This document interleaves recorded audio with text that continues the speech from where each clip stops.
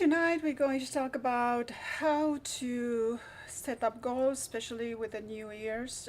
But we can always set up goals even if there's no new year. And one of the problem with setting up goals is that we don't have enough passion about setting up the goals that we need to set up, and we don't know how to find a passion. And uh, then finding the passion, it's very important in setting up goals. Of course, we're going to have goals where we're not going to be passionate about because we have a family. Well, hopefully we're passionate about the family, and sometimes we have a job that we might not be passionate about the job, and that happens. But even with that, there is something within that job that is going to have a little bit of passion. Maybe just interacting with people and being social and making a friend at work, or liking your boss. Maybe you're going to be passionate about liking your boss. So always we can find some sort of passion when we set up goals. And losing weight and quitting smoking, they're not the only goals that are to be set up, although a lot of people set up those goals. And we can start small. If we don't know how to set up goals, we can start small and then always develop later. Um, and the way to find what we're passionate about, so we can use the passion to set up the goals, because we need to be motivated to achieve the goals. And if we set up a goal for which we're not really motivated, for example, people want to quit smoking, but they're not motivated. They just say they want to quit smoking, but not really. They're very passionate about smoking. So if they're passionate about smoking, how are they going to quit smoking? So this is how our passion is important. And finding your passion is also important, because it's going to help you set up the goals, and it's going to help you achieve the goals. And the passion doesn't have to be your hobby necessarily, although it can be your hobby. If you're fortunate enough to make money off your hobby, yay for you. But a lot of people are not fortunate enough to make money off their hobby. But maybe if your goal involves a hobby or a new behavior, maybe you can develop that new hobby and change not all of your habits, but a little bit of your habits, so you can incorporate in the time you allocate for that goal. Um, but what's always going to help is make a list of your talents. What are you talented at? And you not having talents, that doesn't exist. It's just you ought to be talented at something. Everybody has a talent. Um, Hopefully it's not criticizing other. That's not a talent. You want to cut that off your list. But other than that, everybody has a talent, and if this talent is related to your job, yay for you. But maybe this talent is not necessarily related to your job, but maybe you can incorporate your talent into whatever goal you set up. We don't set up goals only for work and for job. And if we set up goals only for work or for job, um, we miss on setting up goals for a relationship, for example. Yeah, and relationships don't have to be um, romantic, and that don't have to be a family or significant other, although it's a very good idea to set up a goal with your significant other. How are you going to improve your relationship, and what are you going to do about it? Because you can't just wish you're going to improve your relationship and then you're going to do nothing about it. I mean, wishful thinking. If you do the same thing over and over, you're going to get the same results. So at that aspect, if you're not sure about your talents, you can ask your loved one. Sometimes your loved one see things about you that other people don't, and maybe you don't necessarily see. Um, something that you're talented at. Or maybe you're talented at nurturing others, and being nurturing to others, that's actually a talent. Not everybody is capable of being nurturing. So maybe you're talented at having empathy. Not everybody has empathy. So it doesn't have to be a talent where you have to sing, or you have to perform, or you have to have a hobby. It doesn't have to be that kind of a talent. So whatever you're good at. So what are you good at? Other than criticizing, we're not gonna have been good at criticizing. No. So what are you good at? And ask your loved ones. Maybe you don't know all that you're good at. So ask your loved one. And then also look at the long-term interest in your life. What does interest you for long term? Maybe it's interest you to have a relationship, to build a better relationship with your significant other. Or maybe you have a long-term goal to find your birth parents, if you're adopted. Or maybe you have a long-term to whatever pops up. So it doesn't pop up to me a lot of examples of a long term, but whatever long term that you have. Losing weight is going to be a long term. Quit smoking, hopefully you can get it done in 4 hours with the hypnosis. Yeah, but losing weight is going to take a little bit of time. And then you need to be honest with yourself, because if you're not honest with yourself, if you lie to yourself, it's not going to help you. And if the goal you set up, you're not very good at the task that require you to set up the goal, maybe you can improve that particular task, right? And always make a list that dominate your conversation. If you have an inclination to talk about a particular subject, you might find that you have a talent about it, and then you're passionate about it. You're always going to find me passionate, talking passionately about hypnosis, and especially about Ericksonian hypnosis. And Randy here with me, he's passionate about hypnosis. So me and Randy started to talk about hypnosis how long ago, and we found out that we talk and talk and talk, and it just time goes by and we keep on talking. So we figured to offer this to you, so you can so you can benefit from it, because it's our passion. So Ericksonian hypnosis is not the only thing that we're passionate about, but we're also passionate about helping you make better choices. Because if you make better choices towards the goal that you want to achieve, then you're going to achieve the goal. It's that simple, right? And sometimes if you still don't know what you're passionate at, if you still don't know what your talents are, you can find ways to get involved in a community. Because when you're involved in a community and when you're involved with a group, you might end up having to perform a particular task that you never performed before, and you might find out that you're very good at it. Like a lot of volunteers, they find out that might be very good at something they never knew before, because they never had to perform that task. So that's something that's an option for you to see about improving your task. Then always helping others is going to help you find out, always think about yourself. So something that I'm always good at, it's multitasking. Yeah, doing a podcast like this is not very, very simple, and I had to learn a lot of new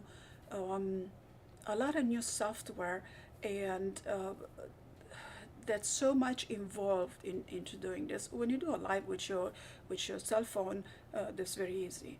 But right now I'm streaming to multiple channels, and that requires me to purchase software, and just to have this PDF on screen and the Zoom link into that. There's a lot of there's a lot of software that is involved in here. So it requires me to learn what to click on at a particular time. If I click on the wrong time, that everything goes poof, and it's not going to be good, and then it's not going to help you. And then here it is, me exercising my passion, but then I'm not good at a task that required me to exercise my passion. So this is how it works. Um, Finding a mentor, it's always a good idea to find a mentor. You can, if you can afford, but sometimes if you get involved in a community, you might be able to find a mentor for which you don't have to pay. So oftentimes finding a mentor requires some sort of financial budget, but sometimes it doesn't. So hopefully we're bringing you a lot of information here that you can put to use, um, so you can set up the goal, so you can find a motivation that requires you to perform certain tasks that are going to help you achieve the goal that you set up the goal. For example, if your goal is to lose weight, and this is not the only goal, but it's a good example, if you set up to lose weight, if you don't change your diet, I don't know what's going to change. Your pounds are not going to drop. So you have to change your diet and your exercise routine. So you have to burn calories, and you have to have a lesser amount of calories, and then add to that an exercise routine so you can burn calories.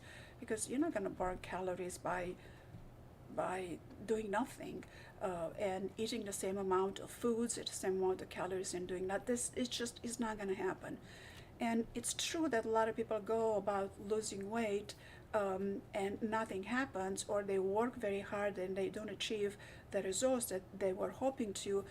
But I recommend that you keep on going, even though these people might have hormonal difficulties, because there are so many hormonal imbalances that that they play a role in you having to work a little harder in losing weight. Um, then then just take your time and keep working on it and set up smaller goals to achieve each month. So maybe you lose 1 pound a month. So it's going to take more work for you if you have hormonal imbalances, or maybe you're right after giving birth. That's going to take some time to drop that weight, unless you're that particular type of women that it's just she has to do nothing to lose weight. So you're probably not that type, uh, and someone with diabetes is going to have a hard time to lose weight. They also, diabetes sometimes manifests as dropping weight, but not all the time. And then there's thyroid disorders, and if you have a thyroid disorder, a low thyroid, a slower thyroid, that's going to not be your friend when you set the goals to lose the weight. But I recommend don't get discouraged. Keep on doing what needs to be done to achieve that goal. And maybe you'll find that you're passionate about studying about hormonal imbalances, or maybe studying about thyroid, maybe finding out how you can help your thyroid to function better with diet, because you'll be surprised how food intake helps so many things in the body, a lot of things, right? So how do you get to develop your passion? A lot of people don't know how to develop their passion. They just go about work and worrying about having enough finances to do what they want to do. But doing what they want to do involves some sort of passion. If your passion is just to socialize with people, then that's your passion, and that's a skill that can get you somewhere. If you like to socialize with people, there are plenty of jobs that require you to talk to people, right? So there's there's more to it than you might think. But then people that don't know how to set up a passion, you can begin to network with others. Um, and maybe you have a little bit of a passion, but you don't know how to grow your passion. But then you can network with others that have a similar type of passion. Losing weight, for example, they might be passionate about quitting smoking. They might be passionate about quitting smoking. Or they might be passionate about a hobby they have. Maybe you're passionate about painting. At some point in my life, I was so passionate about painting and I enjoyed that activity so much. But then I found other people that were passionate about it, and I spent a lot of time with them. And I spent one of the most amazing time in my life, right? And then continuing to find your passion, you can always go online, because online has a wealth of information. It's just so much information that sometimes you don't know what to do with it. But you can definitely search for what you're passionate about. Maybe you're just curious of that, and it would give you a definition of what that means, and then it will give you a lot of ideas. If you start typing how do I whatever, or how to do whatever, it's going to come up with a lot of ideas. Um, and then if you, let's say you're passionate about painting, but you're not so very good at it, or at least you think you're not very good, or maybe someone that has an opinion on you, that they have a different taste, they may tell you that you're not very good. Well, don't listen to them. I mean, listen a little bit. I mean, take the criticism as constructive criticism, and then maybe you take a course on painting, if painting is your passionate, or maybe you're just curious about it. Or maybe maybe you take a course on drawing, like start with charcoals. That's gonna teach you how, it's gonna teach you how to use the lights and the darks, and it might be very, very fulfilling to you. And then you get to meet more people that are passionate about same things, and those people might have different passion that might fall in line with your other passions, and then boom, beautiful things happen. And then you need to practice. You need to practice what you're good at. I mean, if you're curious about taking a class in painting and get a better at it, or maybe you're just curious about it, you need to practice. If you don't practice, how are you going to get the skills? How are you going to achieve the goal? You know, and passion is very important. You don't have to be extremely passionate, just have a little bit, and maybe sometimes you're just going to have a curiosity about it, and even the curiosity is going to take you to a passion, and that is what's going to motivate you to achieve the goal. Because if you set up goals and you're not motivated, how are you going to achieve the goals? And interesting enough, there is a science about motivation and setting up goals and how to go about it. So right now, to now, I'm giving you a little bit of information of how to go about it, but there is more to it, much more to it.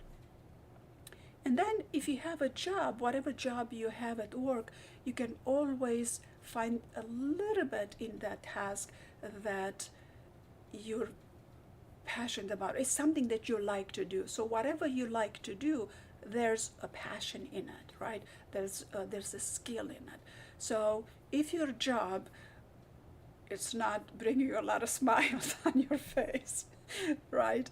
I don't want to say it differently, right? So if you don't get a lot of smiles out of your job, there's going to be something within the job that's going to bring you some satisfaction, that's going to bring you some smile on your face, and maybe portions of the day or portions of the month, you're going to find it fulfilling. Yeah. And then you can also work on a project with a buddy, yeah, or an accountability partner. When I used to paint about, I don't know, 10 years ago, or even 15 years ago, I found painting buddies that we had similar interest in painting with acrylics, and it worked out magnificent for us. We would get together once a week, and we used each other's opinion on how to go about what we were going, and it was just the most beautiful, constructive criticism, and that helped a lot in getting a painting done and getting it done good enough.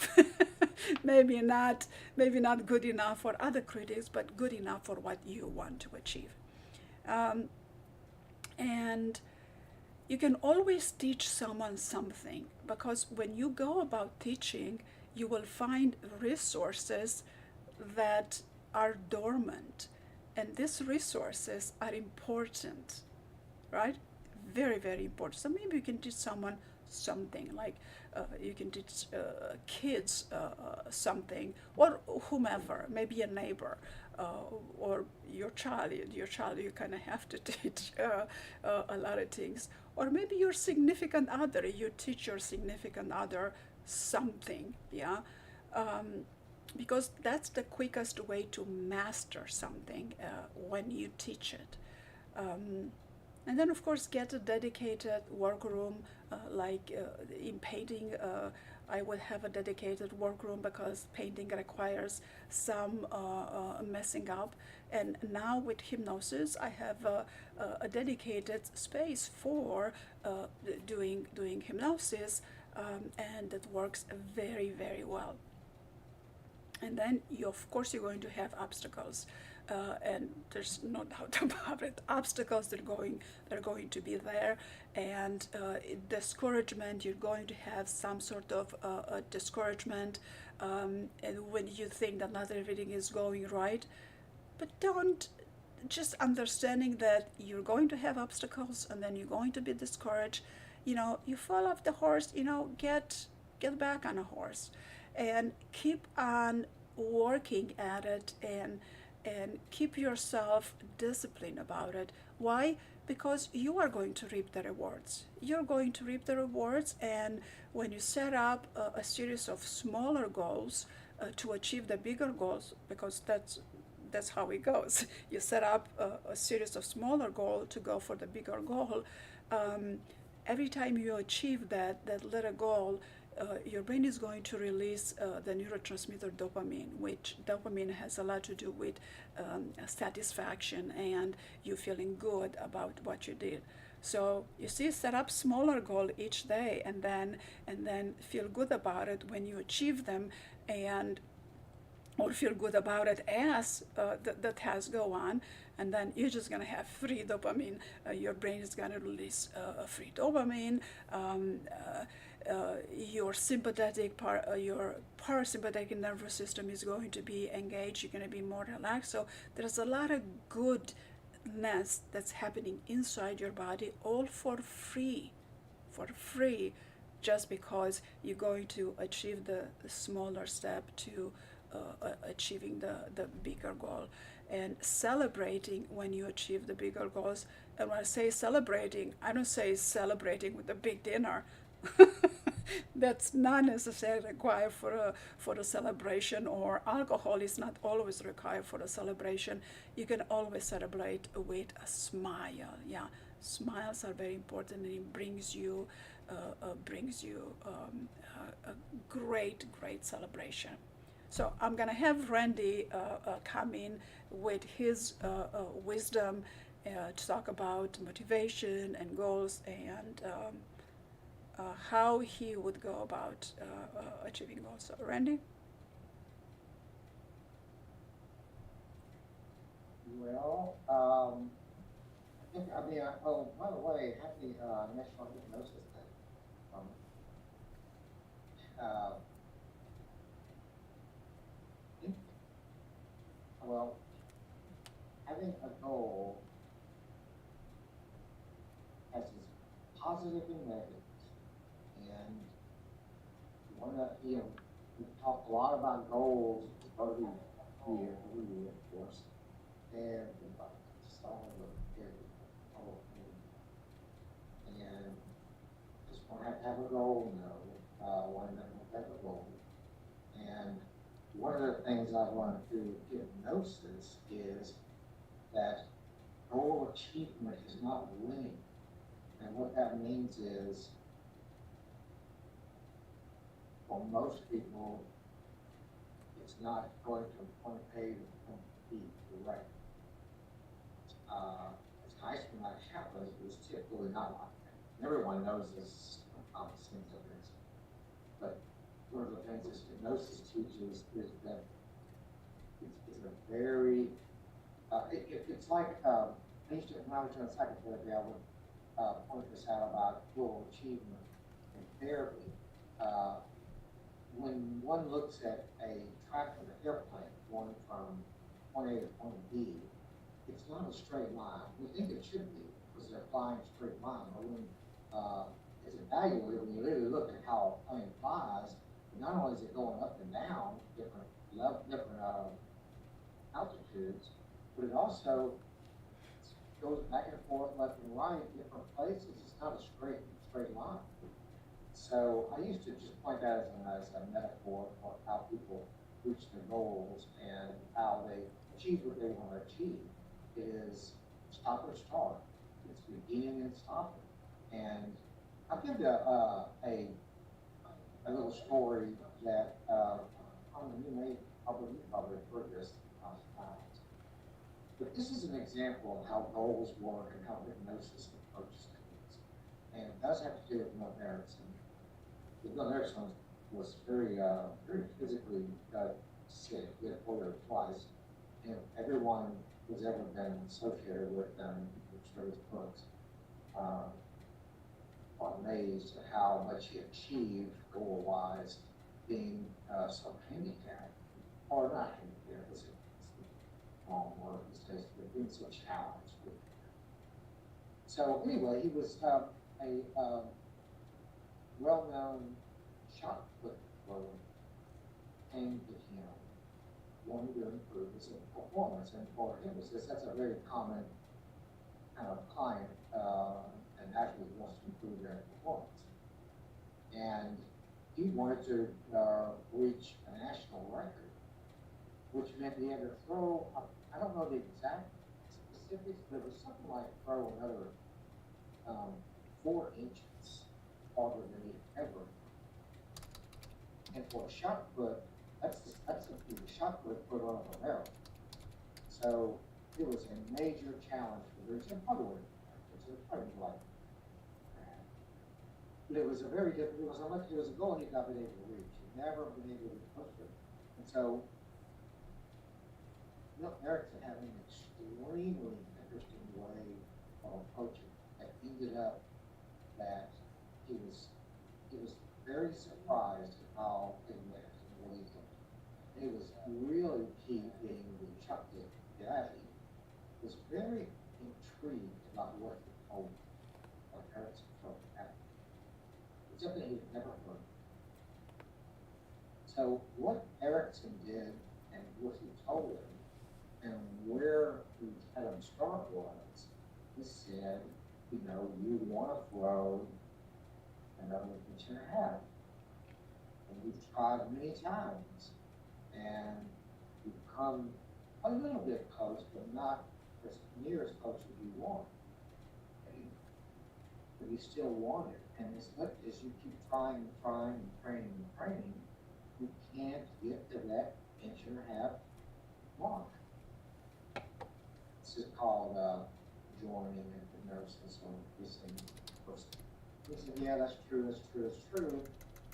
Then Erickson it was very surprising to this afternoon. He said, well, you can try as much as you like, but one thing, the next time, what I want you to do, it's impossible at this point for you to throw an inch and a half ball, right? He said, yes. Of course, it didn't go like this. I mean, Erickson had some style of golf, which was the exact opposite of mine, but it would have been a much more hard. We accepted that this is a challenge, blah, blah, blah, blah. And he said, Erickson said, so you're just You're unable to throw the pitch back. Would you believe that? Yes. But if you tried tomorrow, would you throw it an extra tenth of an inch? A tenth of an inch is 4 inches. Would you throw an extra tenth of an inch? He said, yeah, I think I could. He really pushed it. Well, here's what I want you to do. That wasn't the assignment that the athlete surprised him. But you know, he's a coach. I mean, Erickson's athletic, not coach, but he was coaching. And of course, he's going to say, try and throw a little under the ball. Improve your goal. Don't push yourself over the ball. That wasn't the thing that Erickson said to do. The thing that Erickson said to do that caught the athlete off guard and he was working was he said, I want you to do that for a week and do not throw 1/2 centimeter more than a tenth of an inch. A tenth of an inch only, not 1/5 part. That's it. And he, before he said that, he had to have to agree that he would do whatever he told. So it was interesting. So, and to make a long story short, this went on for a couple of months. Well, actually, a lot longer. But I'm thinking it went on like 4 or 5 sessions.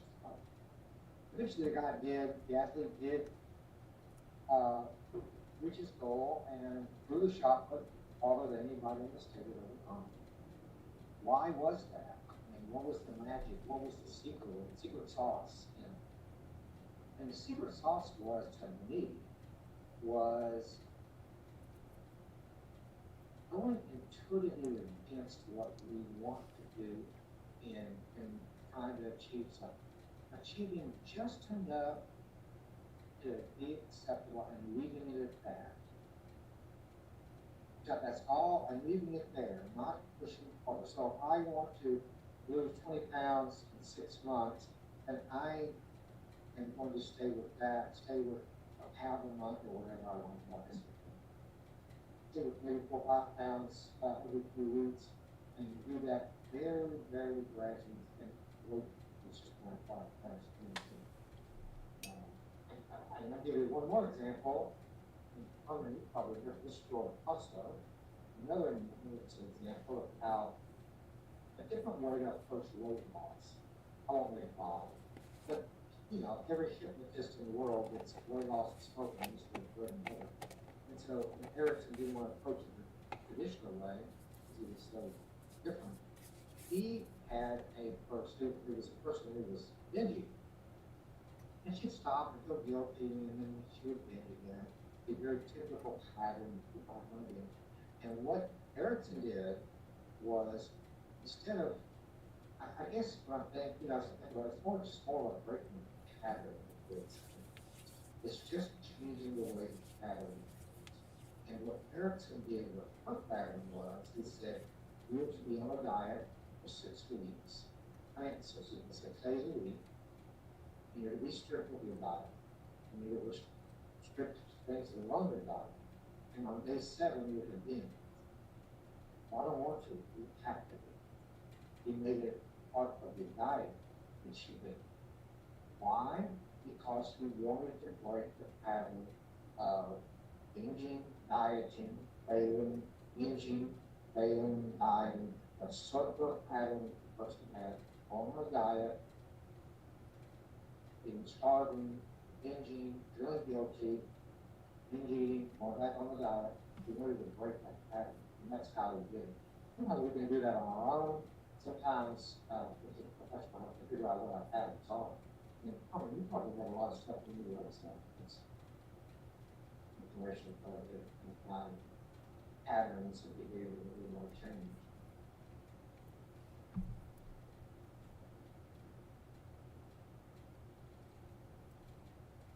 Is that we have those, is that something you have on your website? I had, and I still have a free challenge coming up on Sunday on goal setting. I had a free challenge on being motivated to set up your goals. because you need to be motivated to set up your goals, and how to find your motivation. And in this challenge, we go through a lot of self-reflection questions. So um, it's a very interacting, a very pleasant online class, and we have exercises to do to have you think in a certain direction that otherwise you wouldn't think. So it has you um, find out what resources you have, what you're good at, because sometimes you might be good at that, and you don't know that you're good at, and that's a shame because it's good to find out what you're good at. It's going to help you, right? Um, and then we go through self-reflection question. Then I have a little bit of assignment, and I ask you different question, and only go through those questions again. It's going to get your wheels thinking and have you discover things. And it's very, very important to be able to discover things, because you might be good at something and you think that that's no big deal, but it might be a big deal. And what if it's a big deal? And sometimes maybe you can take your passion and turn it into a job. And they say that when you like your job, you don't work a day in your life. So and maybe if you're very passionate about something and you want to try making money off of with your passion, maybe you can start doing that after work or in the weekends, and a lot of people do that. And once you get experience on that and you're more comfortable with the skill, because every employer looks for experience, and if you are not looking to be employed by a company, and if you want to start doing this all on your own, if you want to become a solopreneur, then you need to build some clients, some client base, so you can make a decent living. But what's something very, very interesting about finding your talent is that I don't know if everybody in hypnosis does that, but I do something called talent retrieval. So, so it's a very different kind of hypnosis, and it helps you. It helps you go into your subconscious, because in hypnosis you're completely relaxed, and in hypnosis you don't have your way of thinking, and then it helps you access resources, subconscious, that is going to direct you of your talent. So we do a talent retrieval, or maybe that talent, you had a talent in who knows when and you forgot about it. Sometimes they say, a lot of people that do past life regression, they say that past life regression might be able to bring your talent. But past life regression is not about talent retrieval. So it's kind of a similar concept, only that you go look for a particular talent, which the hypnotist helps you do that. And I happen to do talent retrieval. I had my own talent retrieval done many, many years ago. And what do you think the talent was? The talent that I retrieved? Hypnosis and healing and helping people. And at the time when I retrieved it, and that was done about 10 years ago, I couldn't believe it. I figured that's a talent. That's all I retrieved, because I wanted to, I was painting at the time, and I wanted to retrieve the talent of getting beautiful paintings, more beautiful than what I already painted. I wanted to come up with something different. And I was kind of disappointed that I didn't retrieve a talent on painting. But I retrieved what I retrieved, and now I am very good at hypnosis. And shortly after that, I got so deep into spirituality, so deep into shamanism, And shamanism is the first, well, shamanism is psychology developed from shamanism. And of course, psychology took different routes. But in shamanism, there's a lot of hypnosis involved. There's something called journeying, shamanic journeying. And in the journeying, only in the journey you can retrieve talents. And I've done a lot of shamanic journeying, and they're beautiful to do. I enjoy them, and I kind of miss doing them. I need to get back to it.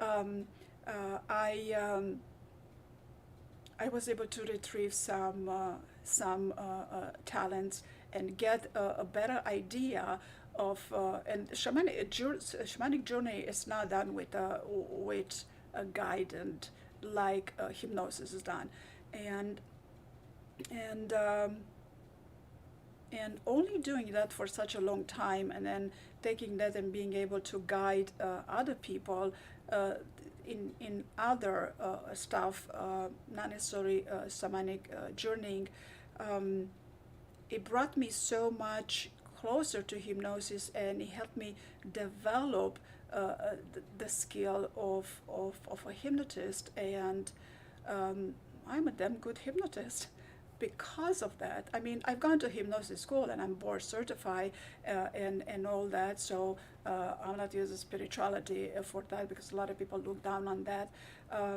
But just having to go through that experience, it was something amazing. And I don't think I would have gotten into that direction of a healing direction if I wouldn't retrieve the talent of a healer. So it's very interesting how things happen um, without you appreciating what you have or appreciating what you retrieve, but eventually you're gonna get to what you're passionate about. And if you're 20, 30 years old and you don't know your passion, that's okay. You know, I found my passion later in life, and that's okay. I'm happy with that. But keep on going and go for what you want, and set up the goals you want, and look for what you like doing and what you're passionate about, and start looking into that, and you're definitely going to find something. Randy? Yeah, it takes some, exactly, just like you said, to the point. And we really go to a workshop, like Carmen's mentioning, would be really, really helpful. Even if you're not, you know, even if you just want to improve things in your life, and one doesn't have to be searching for a meaning to life or an existential crisis, so to speak. They might have some of that daily life, but then they have some talent in it, and then they enjoy doing it. So I think it's a fun. It's very, very self. It's work to self learn. We learn a lot about this, but it's a good way to see what I have said, yeah, in workshop conversation, this is going to get the way show, find out what about yourself that you may have, maybe out of practice, maybe you know, may need some talking to get to. Exercises the practice, you know, workshop, that useful exercises the conversation there. One I've seen that, like that, can be really cool in terms of determining where someone's skills are and what they really enjoy doing. And, you know, one of the things that I still do, yeah, really on this, but having a passion doesn't mean this is my job. It's not necessarily a lot of people, many people who work with their passions, well, it's something about, it's not just going money for it. The passion comes in the hours of movements of life. And that's where life becomes more meaningful, more joy, more. We have a lot of that ability in this country to be able to do. And this becomes flooded and stuff to do. So, yeah. I mean, one of my passions has been movies. And back in my life, I used to have this fantasy of movie direction. That was way, way long before internet or anything. Back in the food channels. And that was just such a awe. And it's nowadays it's kind of, you might be there director practically. But well, I still enjoy that passion, even though it has under the time. Passion is not something I really do.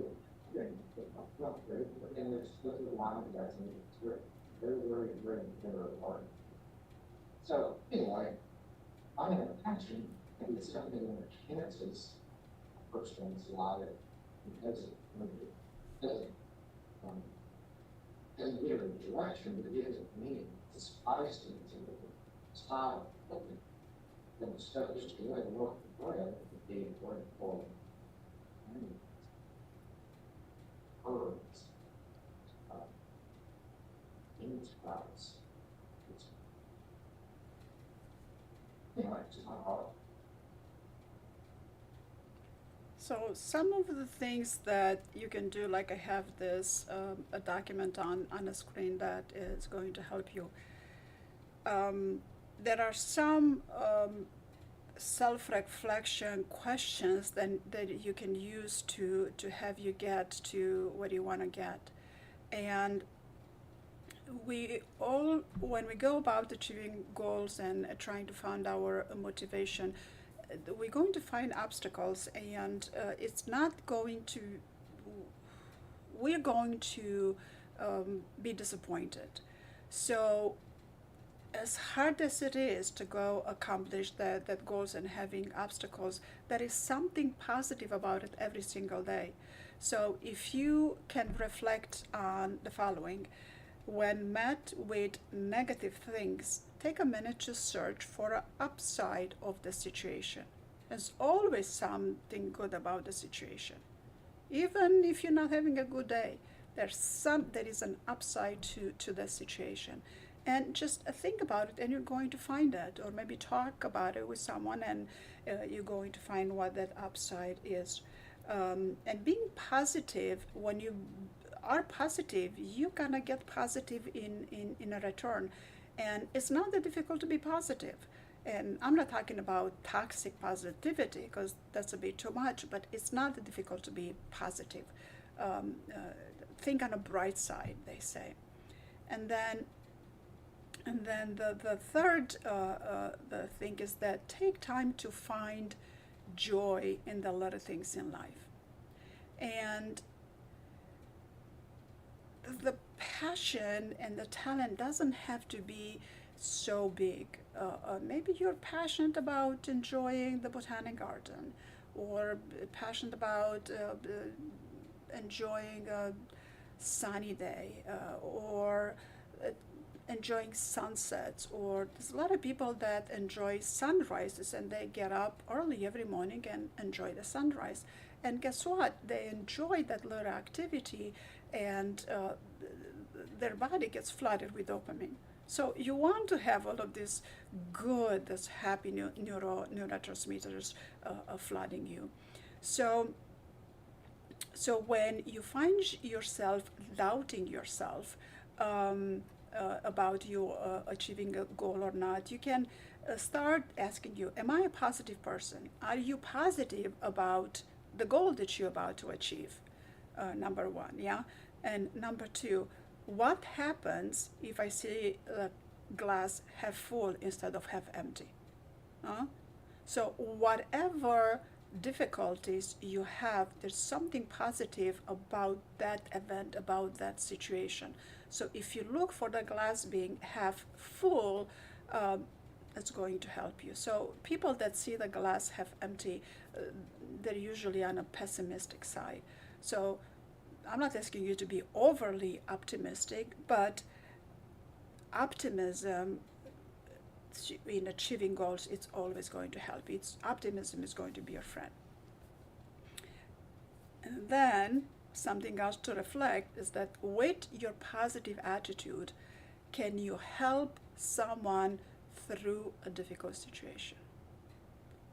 By having a positive attitude.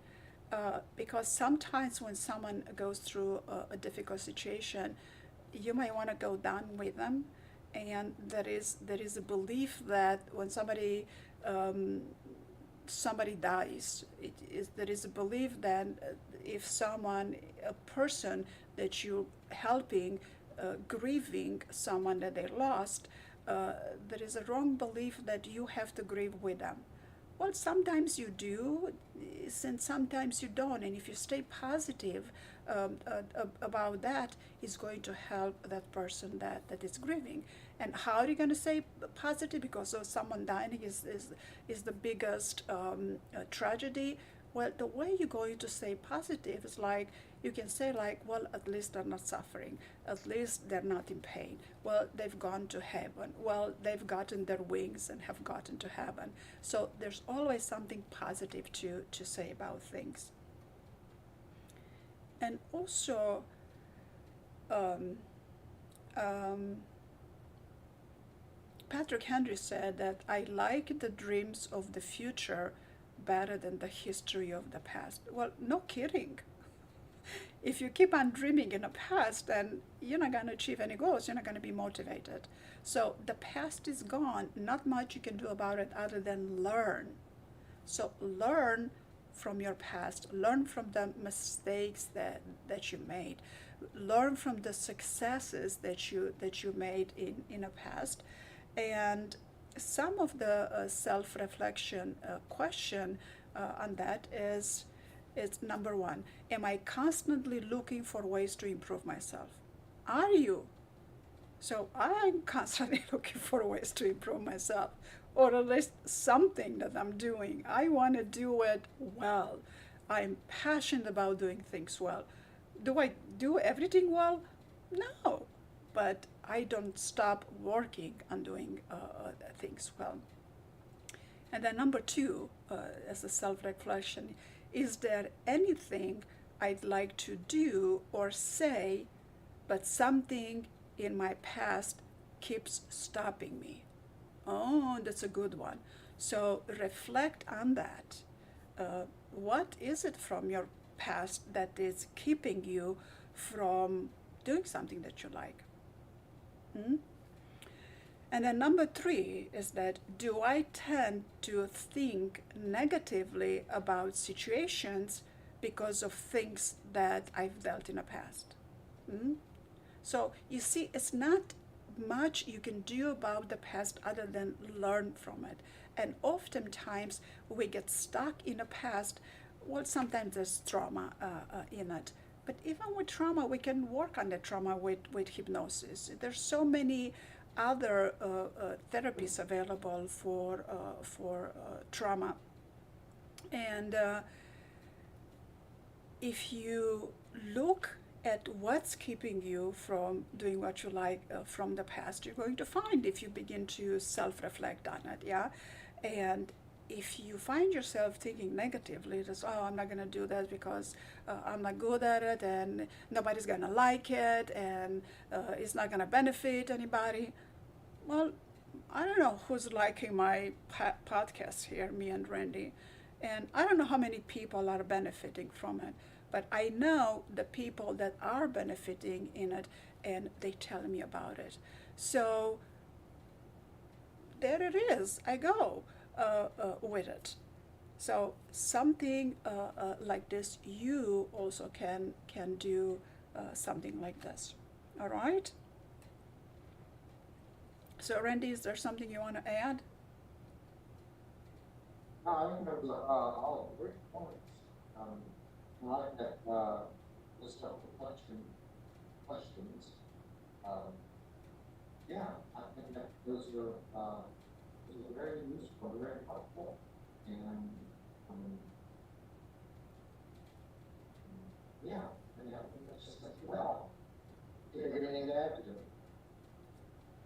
All right. So then we can say good night for right now, and we will come back with more material to delight yourself because we are having fun with this, and hopefully we can delight yourself with ways, with ideas, and ways that help you think a little differently and to take you to achieve the goals that you set up to achieve.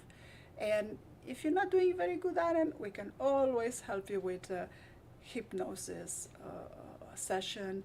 Uh, Definitely Ericksonian. Ericksonian hypnosis is very motivational and very, um, it works with, it helps you with the language of Ericksonian hypnosis. It has you think about it. It gives you options. It's very permissive, so it gives you options. So once you have options, then you can choose. We can choose from it. All right. So we'll see you next time. We'll see you next time, and hopefully you enjoyed this. And send me your comments. Send me your questions. What would you like to hear? What else can we talk about to have you to have you be better, do better, achieve those things that you want to achieve. All right.